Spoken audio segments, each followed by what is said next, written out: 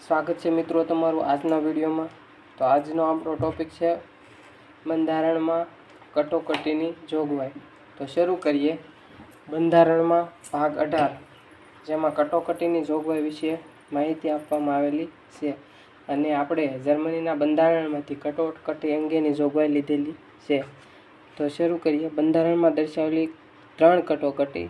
કેટલી 3 કટોકટી છે? એમાં પ્રથમ છે રાષ્ટ્રીય કટોકટી, બંધારણીય કટોકટી અને નાણાકીય કટોકટી। તો રાષ્ટ્રીય કટોકટી છે એનો અનુચ્છેદ છે 352, બંધારણીય કટોકટી અનુચ્છેદ 356 અને નાણાકીય કટોકટી 360। ચારે વચ્ચે 4 ગેપ છે। તો પ્રથમ કટોકટી છે રાષ્ટ્રીય કટોકટી અનુચ્છેદ 352, એના વિશે ડિટેલમાં જાણીશું। દેશમાં સશસ્ત્ર વિદ્રોહ, બાહ્ય આક્રમણ અને યુદ્ધ જેવી પરિસ્થિતિમાં વડાપ્રધાન અને કેબિનેટની લેખિત ભલામણથી રાષ્ટ્રીય કટોકટી જાહેર કરી શકે। કેબિનેટની લેખિત વડાપ્રધાન અને કેબિનેટની લેખિત ભલામણથી રાષ્ટ્રપતિ કટોકટી જાહેર કરી શકે।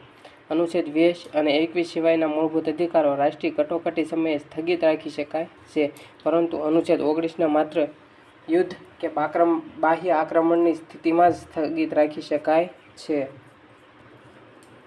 ભારતમાં જાહેર થયેલી રાષ્ટ્રીય કટોકટી જોઈશું તો કે 3 વાર જાહેર થઈ છે। પ્રથમ તો ભારત અને ચીન વચ્ચે 1962માં યુદ્ધ થયું તે સમયે।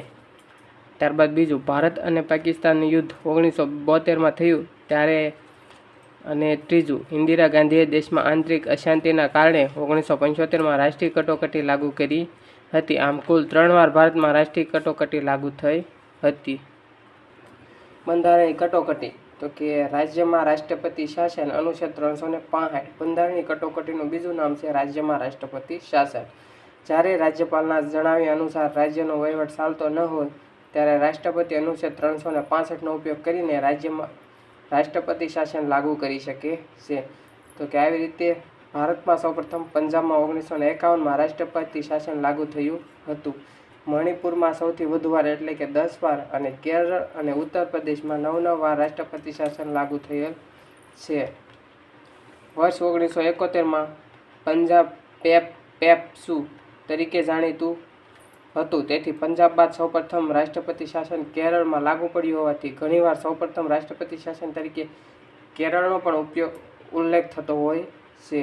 ત્યારબાદ છે ત્રીજી કટોકટી, એ છે નાણાકીય કટોકટી। તો કે અનુચ્છેદ 360 અનુસાર નાણાકીય કટોકટી લાગુ થાય છે। જેમનો અનુચ્છેદ એમાં જોગવાઈ છે તો કે રાષ્ટ્રપતિને જરૂર જણાય કે દેશમાં કોઈ પણ ભાગમાં નાણાકીય અસ્થિરતા સર્જાય છે તો તે 44માં બંધારણીય સુધારા 1978 દ્વારા નાણાકીય કટોકટીને અદાલતમાં પડકારી શકાય છે। ઈસવીસન 1947થી આજ દિન સુધી ભારતમાં નાણાકીય કટોકટી ક્યારેય જાહેર કરવામાં આવેલ નથી, એટલે કે નાણાકીય કટોકટી અત્યાર સુધી ભારતમાં એકેય વાર લાગેલ નથી। તો મિત્રો આ હતી બંધારણીય કટોકટીઓ અને ત્રણેય કટોકટી અને એમના વિશે પૂછાયેલા પ્રશ્નોનું હવે આપણે સોલ્યુશન કરશું। તો જોઈએ ભારતીય સંવિધાનના કયા આર્ટિકલમાં કટોકટીની ઉદ્ઘોષણાની જોગવાઈ કરવામાં આવેલ છે? તો આ પ્રશ્ન કચેરી અધિક્ષક કાર્યાલય અધિક્ષક એમની 2019ની ભરતીમાં પૂછાયો હતો, તો કે એનો જવાબ આવશે આર્ટિકલ 352। કટોકટી દરમિયાન કોઈપણ નાગરિક મૂળભૂત અધિકારોના ભંગ બદલ કોર્ટમાં જઈ શકે નહીં। આ વાત જાહેર કરવાની સત્તા કોને છે? તો કે રાષ્ટ્રપતિને। નાણાકીય કટોકટી કોણ જાહેર કરી શકે? તો કે નાણાકીય કટોકટી રાષ્ટ્રપતિ જાહેર કરી શકે છે। નાણાકીય કટોકટી કોણ જાહેર કરી શકે? ફરીવાર પૂછાયેલો પ્રશ્ન, તો કે રાષ્ટ્રપતિ। ભારતના બંધારણના કયા અનુચ્છેદનો ઉપયોગ રાજ્યો પર રાષ્ટ્રપતિ શાસન લાદવા માટે થાય છે? તો કે અનુચ્છેદ 356 બંધારણીય કટોકટી।